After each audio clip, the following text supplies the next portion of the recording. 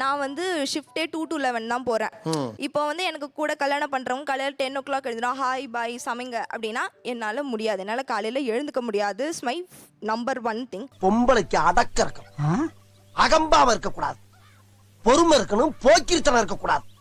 Hyper independent ஆயிடுவனும், எங்க அம்மா மாதிரி ஹைப்பர் இண்டிபெண்டன்ட் ஆயிடுவனும்னு எனக்கு. இதுக்கெல்லாம் யார் காரணம் தெரியுமா? என்ன நினைச்சுக்கிட்டு இருக்கீங்க? என்ன ஹைப்பர் இண்டிபெண்டன்ட்? ஹைப்பர் இண்டிபெண்டன்ட்னா இது எனக்கு செய்றியா பெருக்குறியா அப்படி சொல்லிட்டு கேட்பேன். எங்க டாடி பெருக்க முடியாது அப்படின்னு சொல்லிட்டாருன்னா திருப்பி கேட்கவே மாட்டாங்க. 25 வருஷமா அவங்க தான் எல்லாம் பண்றாங்க. புரிஞ்சுக்க மச்சான், ஒவ்வொரு மனுஷனுக்கும் ஒவ்வொரு ஃபீலிங்டா. அதான் எல்லாத்தையும் நானே பாத்துக்க முடியும், எனக்கு யாரும் வேண்டியதில்லை, அந்த மாதிரி ஒரு மைண்ட் செட். அப்படின்னு எனக்கு ஆக வேணாம். அப்படி ஒரு மாதிரி கல்லு மனுஷியா நான் எல்லாத்துலயும் பெர்ஃபெக்ட்.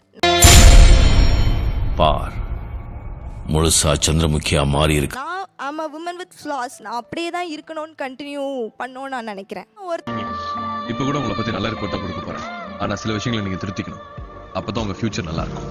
மத்தவங்க கூட எப்படி நான் ரூம் ஷேர் பண்ணுவேனே எனக்கு பயமா இருக்கு. ஏன்னா மூக்கு புடப்பா இருந்தா சில நேரத்துல இப்படி எல்லாம் யோசிக்க தோணும் கொஞ்சம்.